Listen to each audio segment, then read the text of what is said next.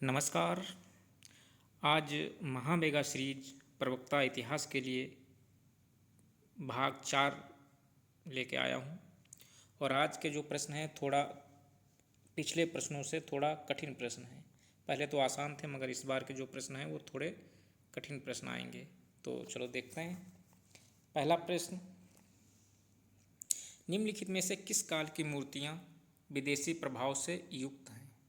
Option दे रखे हैं, मैं सिर्फ आंसर बताऊंगा क्योंकि चारों ऑप्शन बताने से वीडियो थोड़ा लंबा हो जाता है।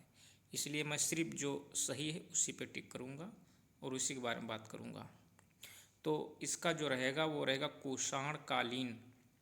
ऑप्शन इसका जो सही रहेगा वो रहेगा बी। ठीक है, नेक्स्ट, सर्वाधिक शुद्ध सोने के सिक्के किस काल में प्रचलित थे?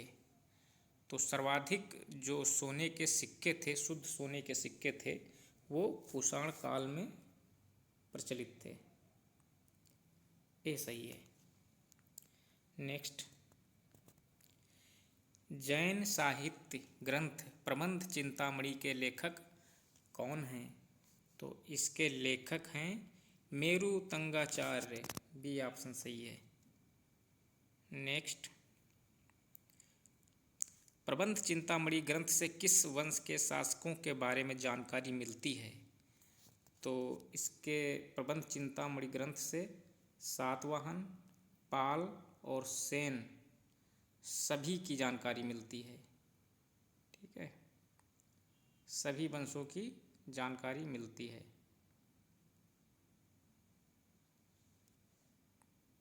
डी।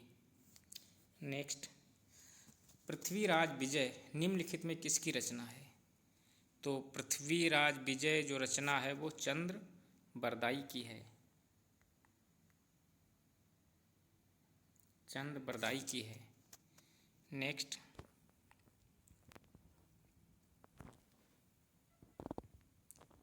सॉरी गलत ऑप्शन बता दिया मैंने, चंद्र बरदाई की नहीं, जननायक की है। जैनक की। बी ऑप्शन सही है इसका, जैनक की है। पृथ्वीराज विजय जैनक की है। ऑप्शन बी सही है इसका। 6, निम्नलिखित में से किसके सिक्के पर यूप बना हुआ है? तो यूप गुप्त काल के शासक समुद्रगुप्त के सिक्कों पे यूप बना मिलता है। नेक्स्ट, अजंता की गुफा में माता और शिशु एवं मरणासन राजकुमारी के चित्र किस काल के संबंधित हैं? तो इसका सही ऑप्शन रहेगा वो रहेगा गुप्त काल। गुप्त काल में चित्रकला अपने चरमोत्कर्ष पर थी।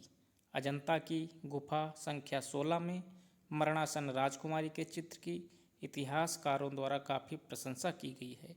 गुफा संख्या 17 में चित्रित माता और शिशु का चित्र भी काफ़ी जीवंत है। नेक्स्ट,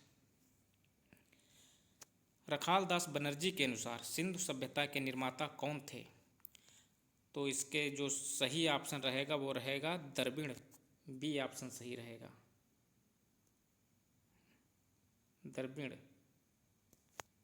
नेक्स्ट, समाधि R37 समाधि R37 का संबंध किस स्थल से है? तो प्रश्न संख्या 9 का सही जो रहेगा वो रहेगा हड़प्पा। हड़प्पा में एक समाधि पाई गई R37। नेक्स्ट, श्रमिक आवास के साक्ष्य किस स्थल से मिले हैं? तो श्रमिक आवास जो थे वो हड़प्पा से पाए गए हैं। ऑप्शन ए सही रहेगा। श्रमिक आवास हड़प्पा सभ्यता से पाए गए हैं। इसमें 15 मकानों की 2 पंक्तियाँ मिली हैं। इसमें एक पंक्ति में 8 और दूसरे पंक्ति में 7 मकान हैं। प्रश्न संख्या 11, झूकर एवं झांगर संस्कृति। झूकर एवं झाकर, झांगर लिखा है इसमें, झाकर है। झूकर एवं झाकर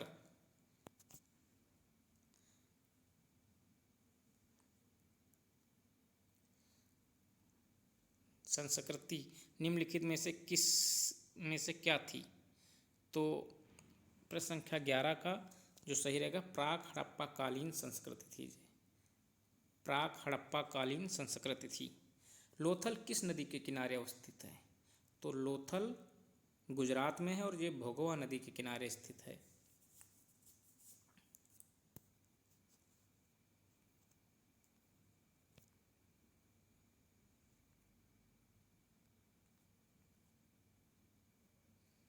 नेक्स्ट,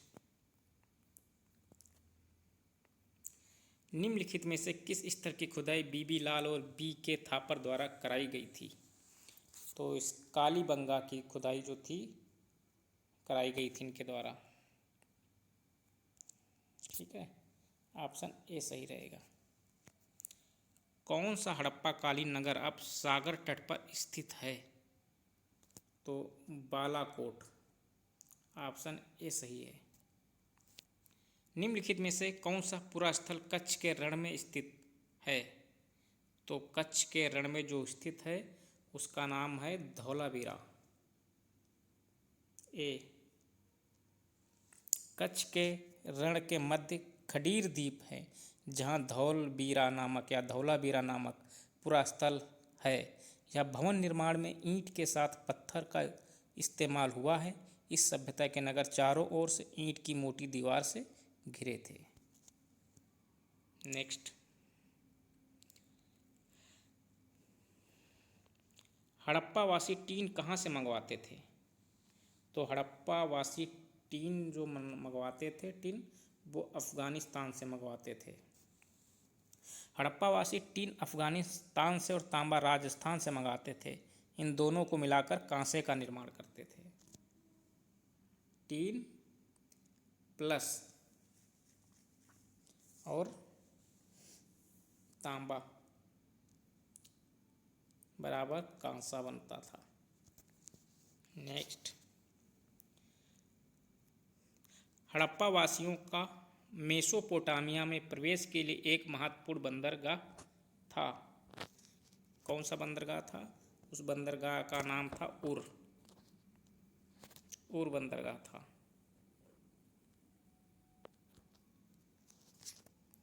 उर बंदरगाह।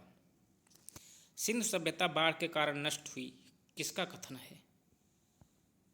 तो ये कथन है अर्नेस्ट मैके का। अर्नेस्ट मैके हुए हैं जिन्होंने कहा है कि जो सिंधु सभ्यता थी वो बाढ़ के कारण नष्ट हुई है। नेक्स्ट, निम्नलिखित में से किसके अनुसार मध्य एशिया आर्यों का मूल स्थल था? तो 19 का जो रहेगा वो मैक्स मूलर के अनुसार।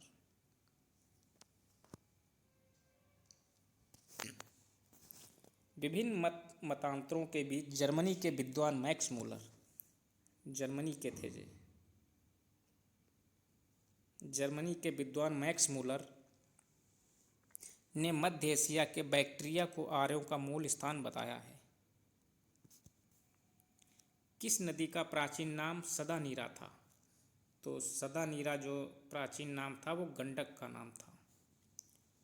सदैव जल से भरे हुए होने के कारण गंडक नदी का नाम सदा नीरा पड़ा। सदा नीरा नदी का उल्लेख प्राचीन ग्रंथों में है। विदथ माधव के संदर्भ में मिलता है जिसने अपने कंधे पर अग्निदेव को बिठाकर इस नदी को पार किया था। नेक्स्ट, चिनाब नदी का प्राचीन नाम क्या था? चिनाब नदी का प्राचीन नाम अस्किनी था। नेक्स्ट, गंगा यमुना के दोआब क्षेत्र का आर्य क्या कहते थे?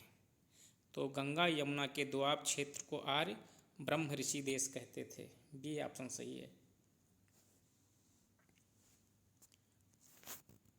आर्यों का ब्रह्मावर्त किस प्रदेश को इंगित करता था? तो आर्यों का ब्रह्मावर्त कुरुक्षेत्र के निकट का प्रदेश कहलाता था।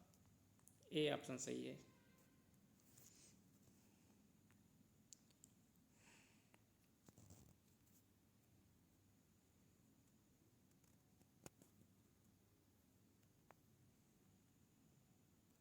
ऋग वैदिक काल में स्पर्श क्या होता था?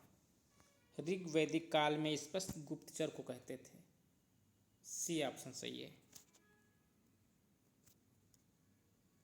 गुप्तचर को कहते थे। ऋग्वैदिक समाज क्या था? तो ऋग्वैदिक समाज जो था वो पितृसत्तात्मक था। नेक्स्ट, किस ग्रंथ में अनार्यों को अनास चपटी नाक वाला कहा गया है? तो ऋग्वेद में अनार्यों को अनास कहा गया है, चपटी नाक वाला। ऋग्वैदिक कालीन स्त्रियों के विषय में क्या सही नहीं है? तो ऋग्वैदिक काल स्त्रियों जो थीं वो उनके बारे में युद्ध में भाग नहीं लेती थी, यही नहीं सही है। डी, युद्ध में भाग लेती थी जबकि नहीं लेती थी, तो डी इसका सही नहीं है। जीवन भर अविवाहित रहने वाली स्त्री को क्या कहा जाता था? जीवन भर अविवाहित रहने वाली स्त्री को अमाजू कहा जाता था, अमाजू। नेक्स्ट, मारुतों और रोदसी की कहानी से क्या पता चलता है? मारुतों और रोदसी की कहानी से पता चलता है बहुपतित्व प्रथा। बहुपतित्व प्रथा, बहुत सारे पतियों के बारे में इससे पता चलता है। मारुतों और रोदसी की कहानी साथ ही अश्विनी कुमारों और उषा की प्राचीन कहानियों से तत्कालीन समाज में चल रही बहुपतित्व प्रथा का साक्ष्य मिलता है। अघन्या शब्द निम्नलिखित में किसके लिए प्रयुक्त होता था?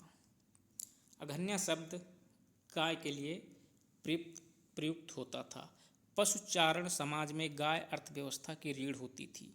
इसकी उपयोगिता को देखते हुए इसे अघन्या न मारने योग्य कहा गया है, क्योंकि ऋग्वैदिक काल में गाय विनिमय का सबसे बड़ा साधन थी। ऋग्वैदिक काल के पहनावे के क्षोभ का क्या अर्थ था? तो क्षोभ का अर्थ था सूती वस्त्र। बी ऑप्शन सही है।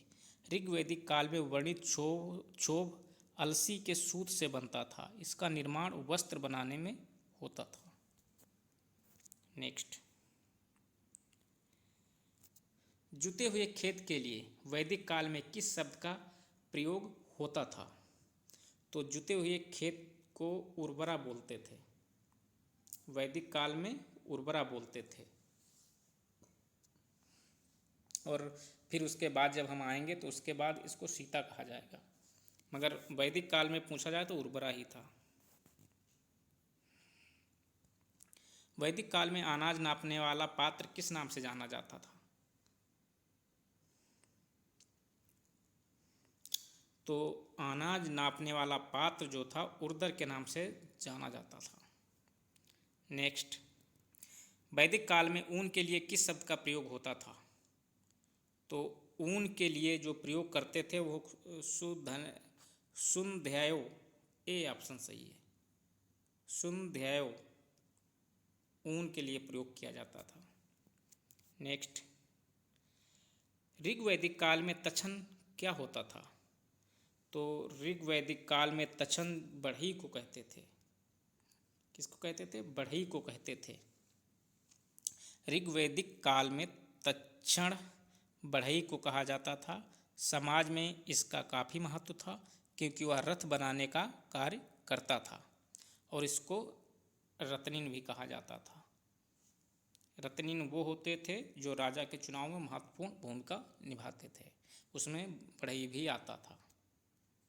नेक्स्ट, ऋग्वैदिक काल में पणि क्या होता था?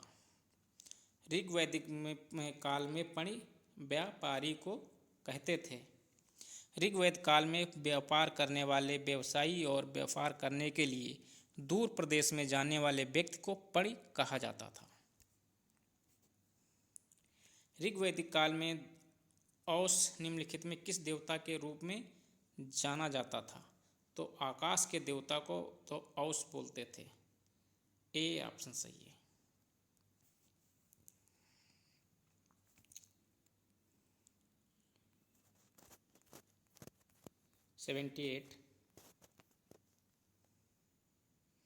ईरान के अहुर मजदा ईरान के अहुर मजदा की तुलना निम्नलिखित में से किससे की गई है? तो अहुर मजदा की तुलना जो है वो हम लोग कर सकते हैं वरुण से। डी ऑप्शन सही है। निम्नलिखित में से किस यज्ञ के समय रत्नियों को राजा द्वारा छवि प्रदान की जाती थी? तो 39 का जो रहेगा वो रहेगा राजसूय यज्ञ। ऑप्शन बी सही है। राजसूय यज्ञ के समय रत्नियों को छवि प्रदान करने की प्रथा के जरिए राजा अपने रत्नियों से समर्थन प्राप्त करता था। शतपथ ब्राह्मण में 12 प्रकार के रत्नियों का वर्णन मिलता है। कौन सी रत्नी जंगल विभाग का प्रधान होता था? तो गोबीकर्ता। एक रत्नी होता था गोबीकर्ता जो जंगल विभाग का प्रधान होता था। नेक्स्ट, नरिष्ठा शब्द का प्रयोग निम्नलिखित में से किसके लिए हुआ है? नरिष्ठा शब्द का प्रयोग सभा के लिए किया जाता था। नेक्स्ट, महमूद गजनवी ने निम्नलिखित में से किसके विरुद्ध अभियान किया था? तो महमूद गजनवी जो था उसने जो अभियान किए थे जयपाल के विरुद्ध किए थे, आनंदपाल के विरुद्ध किए थे, त्रिलोचन पाल के विरुद्ध किए थे। मतलब उसने जो विद्रोह किए थे सबके विरुद्ध किए थे। ठीक है। नेक्स्ट,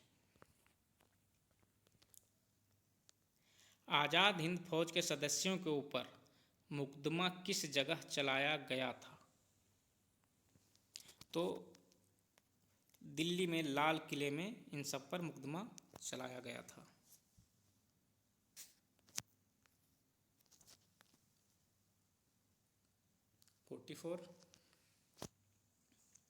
निम्नलिखित में से कौन साधारण ब्रह्म समाज के संस्थापक थे? साधारण ब्रह्म समाज के संस्थापक कौन थे? तो राजा राममोहन राय, केशव चंद्र सेन, शिवनाथ शास्त्री, उपयुक्त में से कोई नहीं। तो जो इसका सही रहेगा वो रहेगा शिवनाथ शास्त्री सी और आनंद मोहन। ये दोनों लोग साधारण ब्रह्म समाज के संस्थापक थे।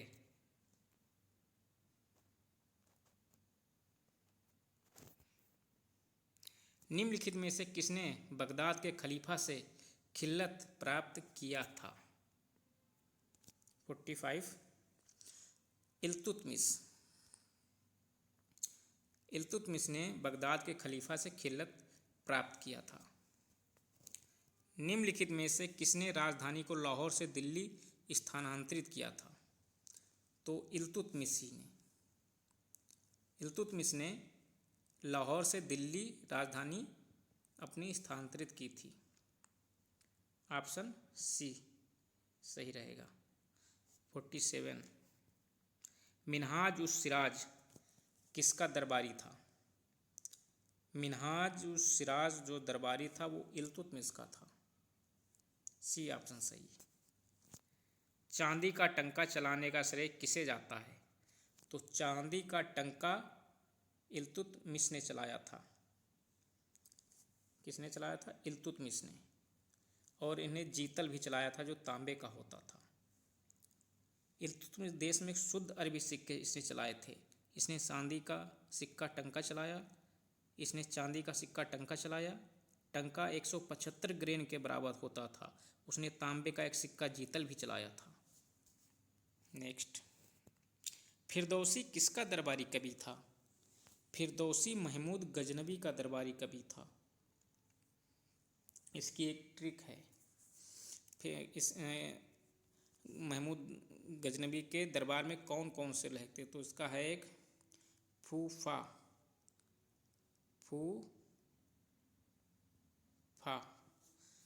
पहले फिरदौसी हो जाएंगे, उत्बी हो जाएंगे, फारूकी हो जाएंगे और अलबरूनी हो जाएंगे। ये 4 इसके दरबार में थे। आज का अंतिम प्रश्न 49, 45 बाकी कल के वीडियो में बनाएंगे, आज 50 ही प्रश्न बहुत हैं। निम्नलिखित में से किसने लाल वस्त्र पहनकर शाह तुर्कान के खिलाफ जनता से मदद ली थी? तो इसका जो सही रहेगा ऑप्शन वो रहेगा रजिया सुल्तान। रजिया सुल्तान जो थी इल्तुतमिश की पुत्री थी। इसका शासनकाल रहा था 1236 से 1240 तक। तो आज तक के ये 50 प्रश्न, आशा करता हूँ आप लोगों को अच्छे लगेंगे। अगर अच्छे लगें तो प्लीज़ लाइक और शेयर करिए। धन्यवाद।